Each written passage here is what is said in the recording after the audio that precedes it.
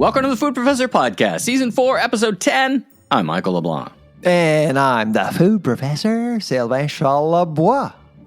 Well, our very special guest this episode, recorded live in person at the Coffee Association of Canada's annual conference in Toronto, is Vanessa Pattison, Senior Vice President, IMI International. Top notch. Top notch. Very rarely will invite someone for the second time, and Vanessa was worth it, so I'm really happy that she was able to join us for a second time. Yes, it's a great interview, so we'll get to that later. Now, I just I had a great time on Monday.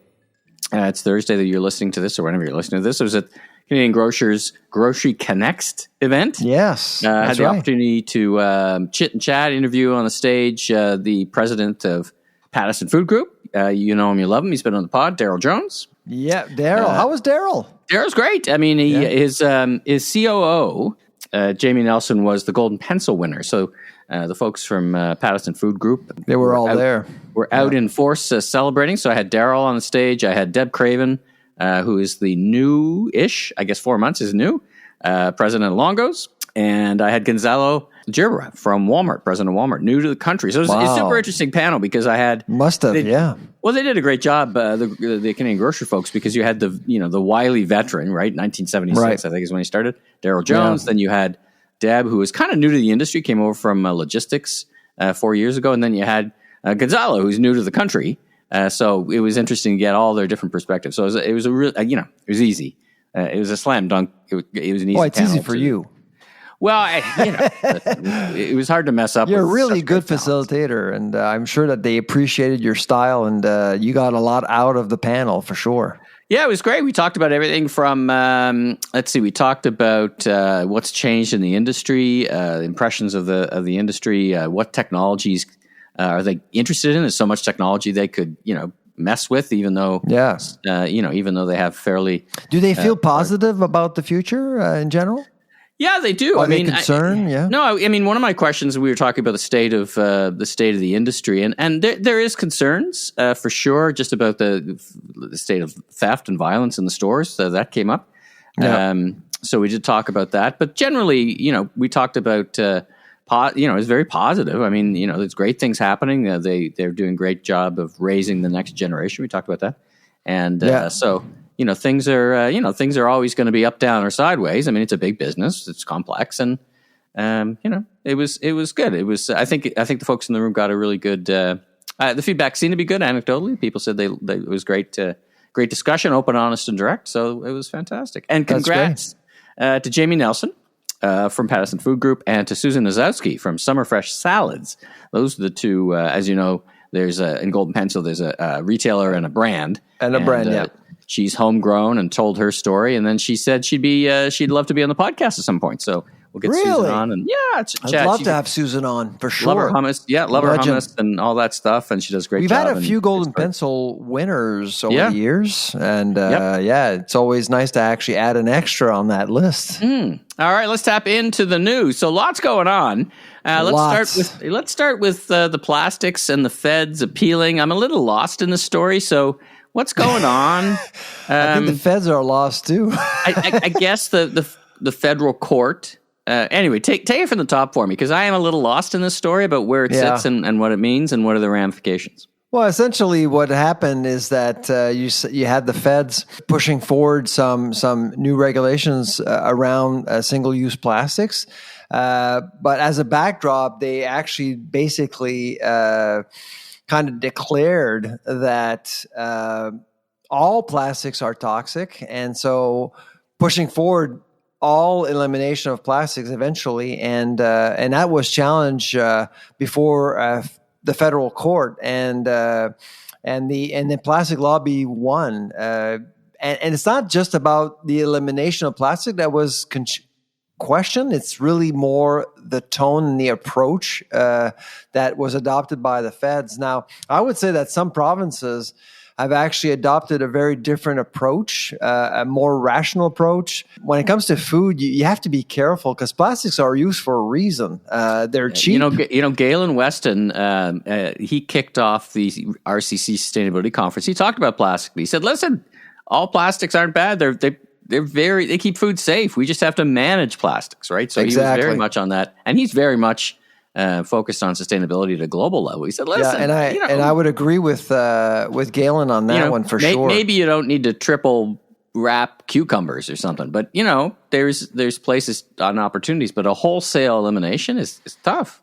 Exactly, and the other issue, of course, is related to imports. We do import a lot of produce from abroad, and ECCC, Environment Climate Change Canada, never bothered or hasn't really tried to really talk and discuss these issues with farmers in Arizona and California. But if we change our regulations, do you actually think that farmers in different places around the world will actually change their practices only to accommodate Canada's regulations? The answer is no. I mean, we're just too small of a market. And I think the approach was a bit irresponsible. And so I was glad that they were shut down. At the same time, I don't think anybody should think that this is the end of carton plastics or carton straws. I think we need to be careful in terms of how we proceed, how we actually advance the agenda, because I actually do think that plastics are a problem. It's just we need to do it right. We need to actually make sure that industry is consulted and heard. Right now, you can feel in the industry there's lots of frustration, and that's not good. Yeah. So it's a developing story. I mean, I don't love those paper straws, but something's got to be done. Exactly. I think the retailers, for example, have done yeoman-like work in eliminating, LCBO was telling me the same thing. The amount they've eliminated in bags, I went to the LCBO, the liquor wine stores, no bags anymore. Bring your own. Yeah. And that was fine. I didn't need it double wrapped in a paper bag or a plastic bag. They eliminated plastic a while ago and then just eliminated paper. So I think it's important to actually get consumers to behave differently and change habits, which it's great. And people are really adopting new habits. So our addiction towards plastics is changing. I think it's not as critical or important as it was a few years ago, but I do think there's still a lot of work to be done. But and frankly, I don't think that the approach from the feds helped. It's not about ideology. It shouldn't be ideology. It's about finding practical solutions for the industry. Yeah. I mean, the government does tilt towards performative actions, right? So you think so? We can go down a rabbit hole on that one, but let's move on. Sobeys makes a big announcement. Actually, in the news, Andrew Walker, who fun factoid, Andrew and I worked together at Levi's many years ago. Really? I've known Andrew for a long time. He was in the news speaking on behalf of Sobeys. I saw, and they're talking about. I guess it's a mix. We've talked about this before, of kind of a normal hold on prices, but expanding it a bit. I saw. I don't know, what is it, 20,000 products, includes cancellation price increase, 1,700 items. Yep. What do you make of all this? It's interesting. I was kind of expecting something like this, to be honest. But it is the second year in a row where we see a major grocer decide to freeze the price for over 1,000 products. So the reception, I think, was a little muted. But when you think about Sobeys in particular, I suspect that the effort to get there, to get to a place where you can actually freeze the price for 1,700 products, was probably a lot of work, because they're not just talking about private labeled products. It's national brands are also included here, and you include independent grocers as well as part of that network. Farm Boys involved, Longo's involved. I mean, I suspect that there were a lot of meetings before getting to today's announcement. Now, that being said, of course, we know about the blackout period. Everyone knows about the blackout period now. And so how much of an achievement was it for Sobeys to freeze prices? And you saw CPI numbers this week. Talk about that. All categories are actually cheaper than in September, except for bakery. So you can feel that things are shifting right now at the grocery store. So is a freeze really a big deal? So I think a lot of people are just questioning that. But overall, I thought that Sobeys' announcement was going to be helpful, right? I mean, it's going to be helpful. It's not nothing. I was I was surprised when I heard about it because I thought that, Loblaw is really the only one who can pull it off. But Sobeys decided to do the same, and I think it had a lot to do with Minister Champagne. I mean, actually, Sobeys, they recognized that some of the requests that came from Minister Champagne actually made a difference, and so they did recognize that. So Sobeys basically is playing along, and I suspect that other grocers will do the same eventually. So I guess we should notch one up for the minister because we've had different variations of temperature as I take his temperature of what he's actually accomplishing. So notch one up on his side, give him the benefit of that doubt. So, Minister, if you're listening, as always, welcome to come on and explain yourself. Now, exactly. Let's talk about C234. So, already, you hear when I say that, people nod off, starting to nod off. So we better make this quick. What do you mean nod off? It's real important. It's about farmers, man. Yeah, but when I throw numbers like C234 out, what's going on in the Senate, the sober chamber of second thought that is holding up this bill that would exempt farmers from certain elements of the carbon tax? What's going on? I know. Well, there's been some procedural challenges at the Senate, but which really upset conservative senators, unfortunately. And so today, actually, this week there was a protest in front of Parliament, really. To push Senate to relook at C234. It's being held up essentially for procedural reasons, and frankly, nobody really understands why.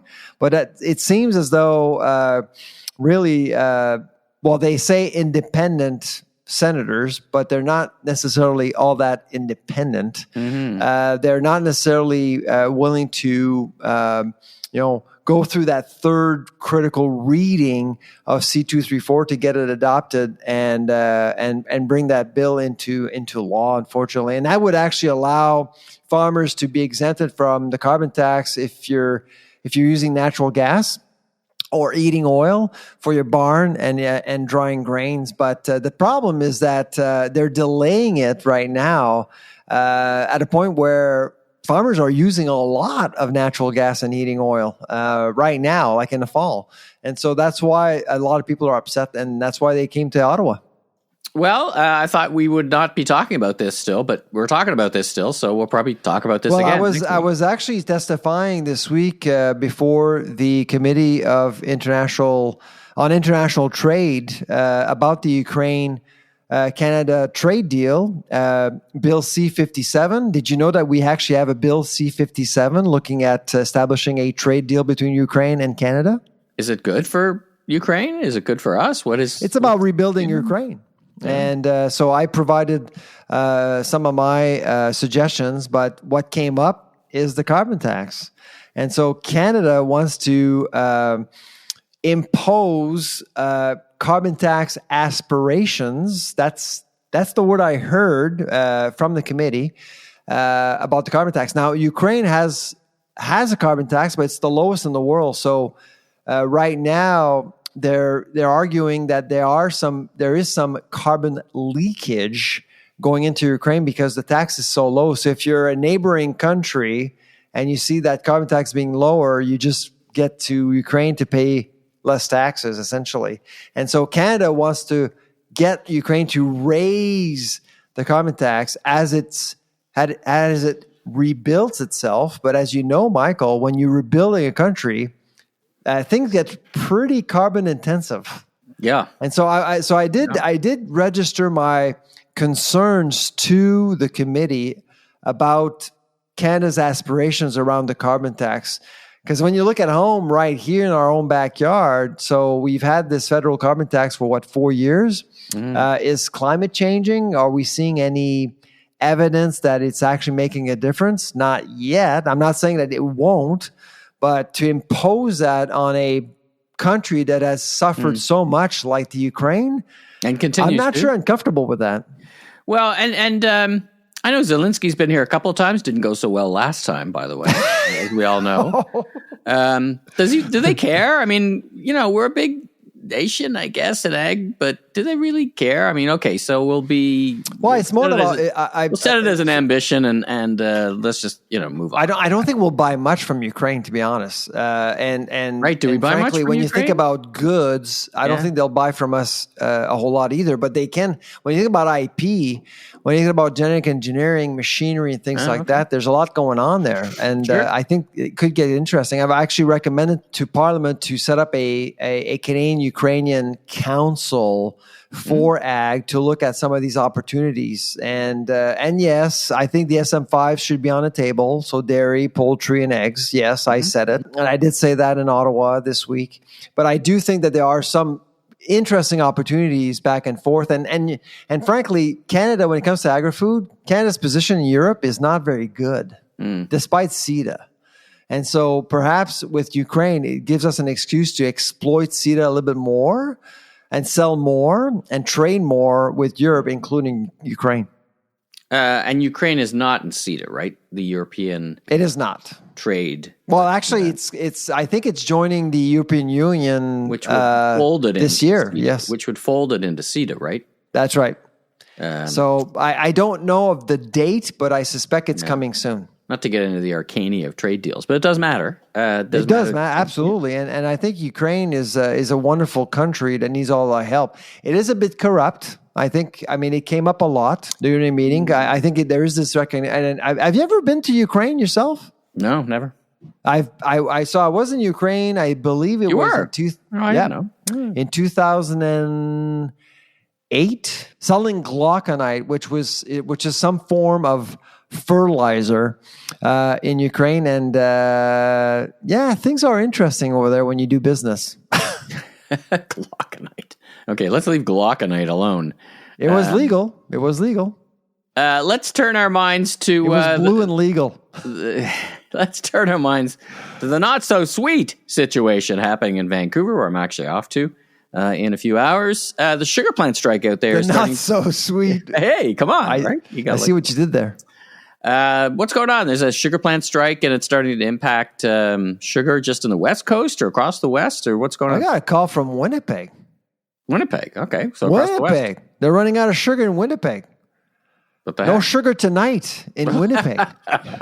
You see what I did there? Guess who? From Winnipeg. We're jousting now. We're jousting with puns now. But exactly. So they've been on. So the Rogers plant, the Rogers Atlantic plant in Vancouver has been on strike since September 28th.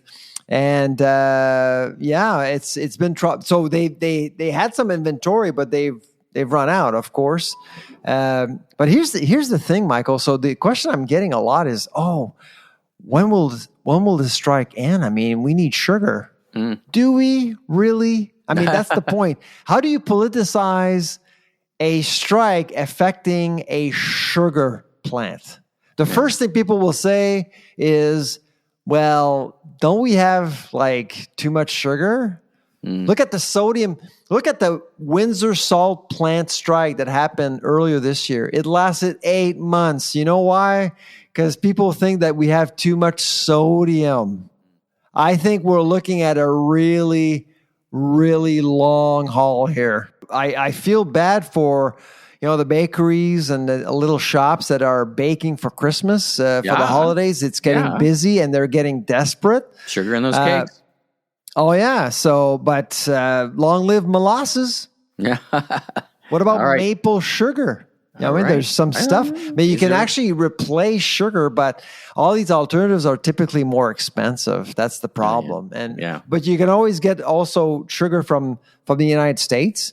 But again, with the exchange rate, it will cost you more. And our bakeries and restaurants need more hits on their bottom line because they got enough. They got enough to deal with. All right. Well, listen. Let's take a break from the news and let's do some chit and chat with Vanessa, Senior Vice President, IMI International. Vanessa, welcome to the Food Professor podcast. How are you doing? Thank you so much. I'm doing very well. Happy to be here. It's a beautiful sunny day. You can see outside. And it started off with lots of clouds, but now it's very nice. I was going to say, there's a strange yellow orb in the sky. I don't really recognize it. Very true. I haven't really gotten a lot of sun. But I do recognize you because we met you last year. And so you're back. We're here live at the Coffee Association. But you've spoken to this convention many, many times. I have. I've been at this at the conference specifically twice, but I do many of their webinars and started doing that during COVID specifically. I love it. It's one of my favorite ones. It has a lot of really good energy,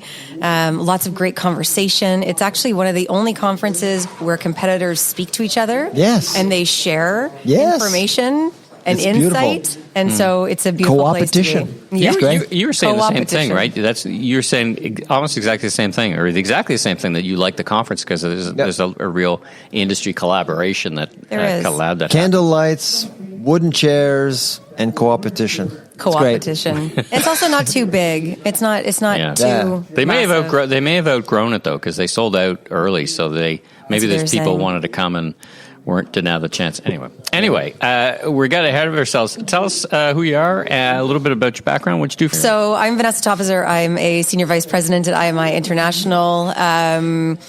Mainly about me is I've been in brand for many, many years, starting on the agency side of things, so agency communications and creative, and then really moving into the brand side of things and the revenue generation, innovation, positioning side of things when I worked at Coca-Cola.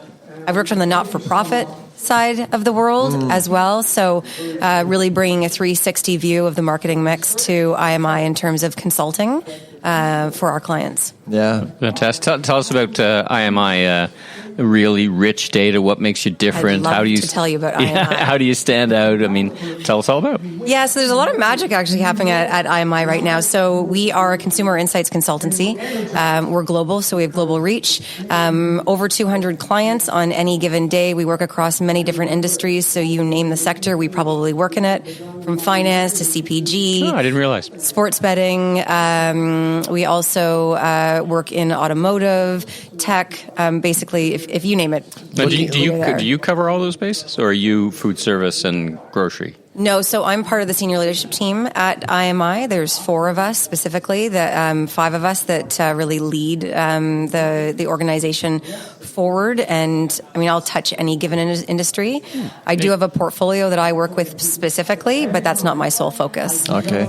Now, how big is the food portion of the portfolio, approximately? Approximately 15% of the portfolio. Okay. Yeah, so we really do a range of things. We work in sponsorship. We're very much ingrained in sport and sponsorship, very much ingrained as well in brand health and brand strategy and opportunity identification, messaging, as well as creative. So the way that we see it is that we are solution providers. And we provide solutions based on consumer insight, but there is an art and a science to all of it, as we all know. Yes. You can't just take the data for what it is. You need to see what it really means and pull that up to the forefront. The way that we're really unique in the market, and so what we've heard, because you never really want to say exactly, well, this is who I am, but what we hear is that we're very much partner first. We're not a massive organization. We're entrepreneurial. We're privately owned. And so it's really about our clients, and our clients are our focus. We also always look at it as solutions, so it's not data. It's what's essential. And Sylvain, we were talking about this earlier. What is really essential for you to know to be able to move forward, to really drive your ROI and increase your marketing effectiveness and optimize along the way? And we hear from clients that that's a very unique space that we hold, turning the insights into actually actionable solutions. So it's not. They can it's actually not do something with it. It's useful. There is no use in just looking at numbers. It's only useful if you know what to do with it, and you can translate that into, well, what do I do next? And what small steps can you actually make to make a really big difference within your organization and for your brand specifically? So you go beyond the so what. You just basically answer the question to provide your customers with some good tools. There's always a so what. So we'll dive into whatever the challenge is. Sometimes we will start with, opportunity identification right from the beginning of the brand, who to target, how to connect, where to be, what to say. Then we go into confirm. So now I have an idea. How do I optimize that idea? And is it actually going to work in market? And then all the way through to optimization, where you're in market with a campaign, you're in market with a sponsorship or an activation or an event. And there's been a lot of talk about events today. And how can I continuously optimize that so I know how to go to market best? And with our 50 years of history, we have measured so much that we also have benchmarks by which clients can leverage. So it's not just comparing themselves to themselves. That's right. And to their immediate competitor. It's also looking at, what's worked in the past and how am I doing against the benchmarks where you can actually accelerate in market. So really rich insight, not data, solutions, not data. It makes a lot of sense to me because I've seen you speak a couple of times now, and you in your tone, you feel that you actually compare. You have major case studies in your mind, and what comes out is clear, honest, concise, actionable.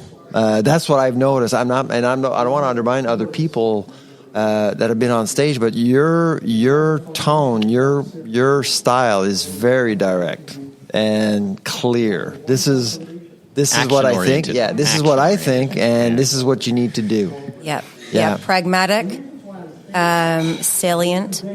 Yeah, and focusing on the essential. And I think people appreciate that. Good word. A lot. Salient, good word. So give us some salience. I don't think that's a word. But what we I don't think that's a word. Okay, English is a living language. Nicely done, though. Nicely done. We can invent words. There's my segue. We are ever evolving as humanity. There's my segue. What were you talking about on the stage today? What did you present to the sold-out crowd here? Yeah, so what we were talking about, really focusing in on the fact that there is so much that's going on in the world right now.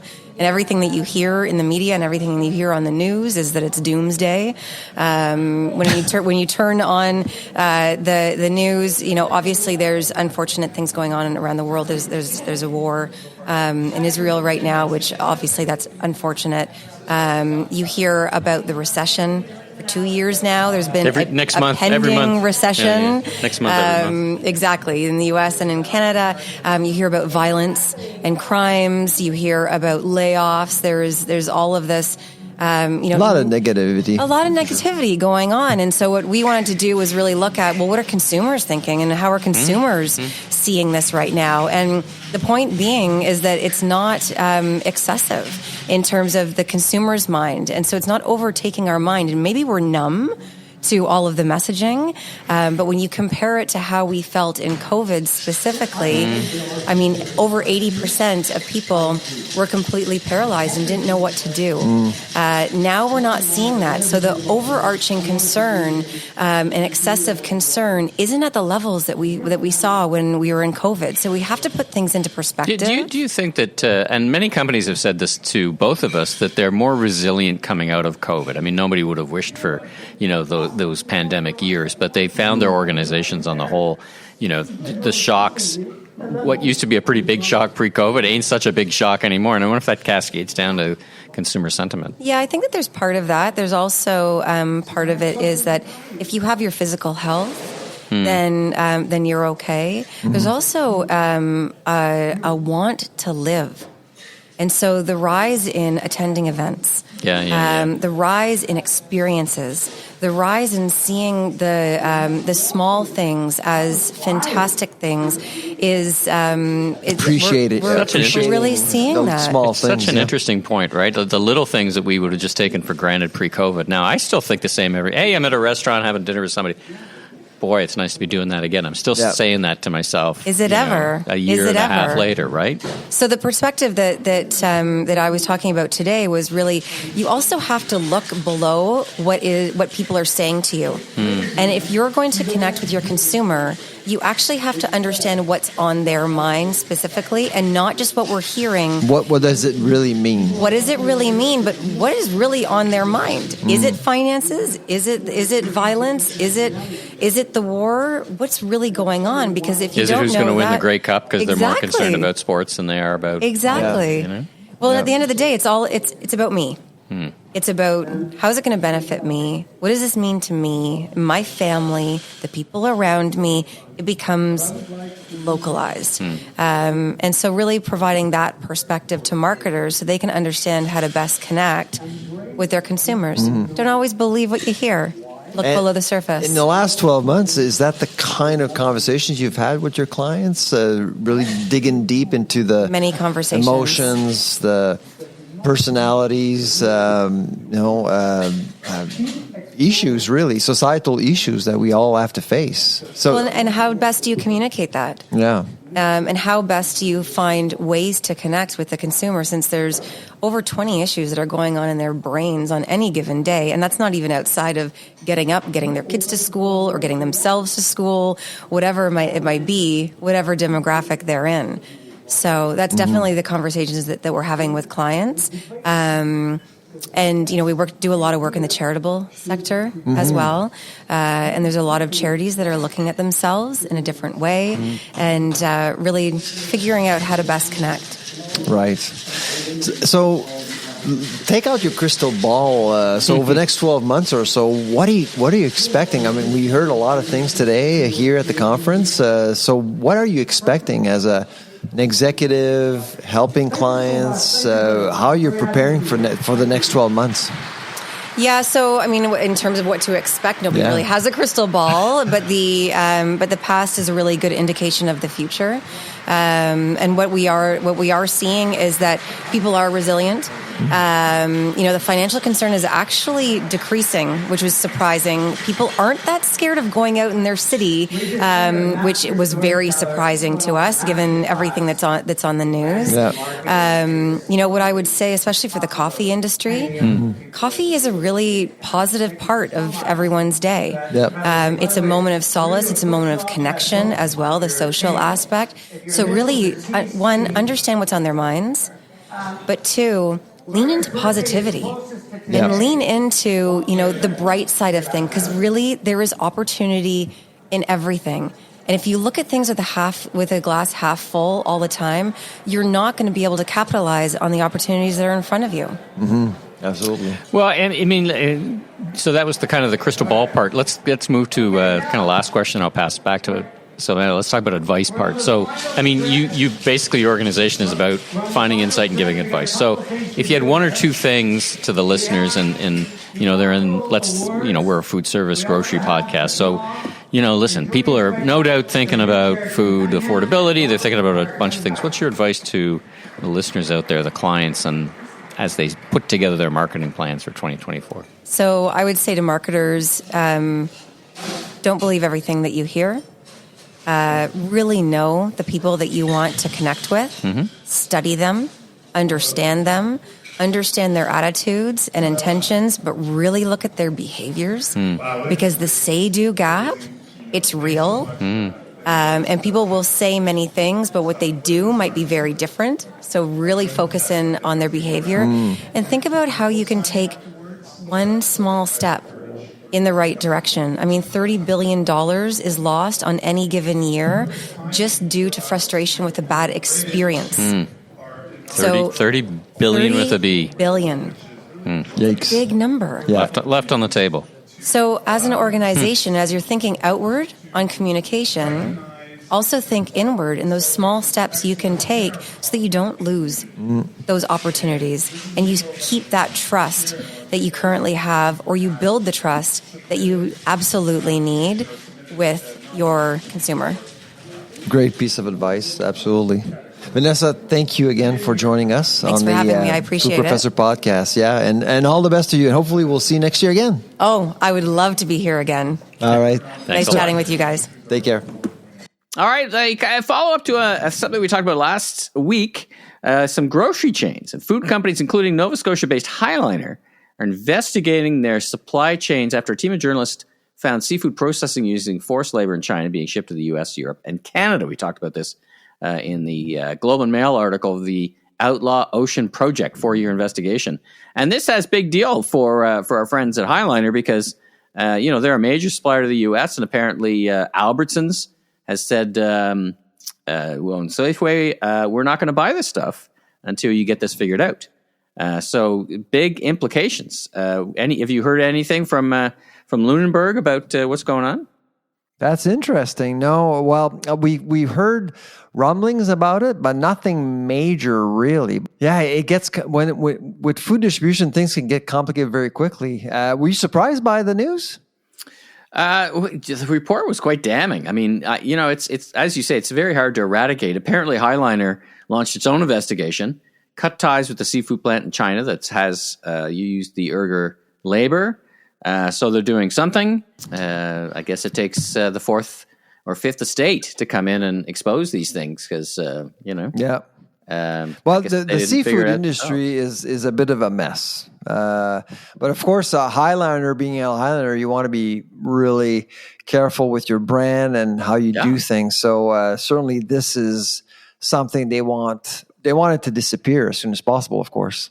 Let's talk about China. We're still in China. Let's talk about coffee in China. As some might think that's a giant tea market, but in fact, it's the world's biggest coffee market. And Starbucks is making a huge play, but it's been outmaneuvered apparently by Luckin, who now leads Starbucks in the world's second most popular nation. And so they've been kind of outpaced a little bit. If you go to China, they've got some of the biggest Starbucks. It's quite popular, but the local version, Luckin, is kind of making pace. What do you make of this? Wow. Interesting. I actually didn't know. I must say, Starbucks is a very aggressive brand. It's been successful in many parts of the world. So, but that's a bit of a statement. If you do well in China over time, that can actually benefit a brand and chain. So that could be interesting for Starbucks outside of China, even. Yeah. Well, and the numbers are bad. Have you ever tasted their coffee? Whose? Luckin's? Yeah. Starbucks. No. Who hasn't tasted Starbucks? Yeah, I don't know. That's a funny question. Luckin's, yeah. Get a hold of these numbers. Starbucks said it aims to add 1,000 more stores to China a year, growing to 9,000 by 2025. 9,000 stores. 9,000. Luckin was founded in 2017. Bare bones, kind of very different experience. 27. That's a baby. Apparently, Luckin has 3,680 stores by the fall of 2019, nearing the 4,130 that Starbucks had. So anyway, we're talking big numbers here. So anyway, the race is on. The race is on in China for coffee. So good luck to interesting. Good luck to both of them. And I guess last in the news, did you notice there's the whole rigmarole with BioSteel? BioSteel, the kind of alternative to Gatorade drink. Yes. Drink the pink. So Canopy bought them a couple of years ago, and I guess the idea was let's turn the performance drink into a cannabis-infused health performance drink. Right. I guess they ripped the cover off and found not such great stuff in terms of inflated whatever. And then, so, not like Canopy's got nothing going for it because they never always seem to. Anyway, the good news is they sold it. They have sold it to a Canadian, and BioSteel will continue. Somebody out of Windsor. So best of luck to the new owners of BioSteel. BioSteel. So it's not dead. Maybe we'll follow up. All right. Well, that's another great episode of the Food Professor Podcast. I'm Michael LeBlanc, consumer growth consultant, podcaster, keynote speaker, and you are? And I'm the food professor, Sylvain Charlebois. Well, safe travels, Sylvain. I'm off to Vancouver. I think you're off to Calgary. Off to Calgary, absolutely. Off to Calgary. So we're all flying around this week, but let's look forward to getting together next week. I'm making turkey for U.S. Thanksgiving. Any excuse for me to make turkey? Oh, really? Yeah. Any on the Yoder?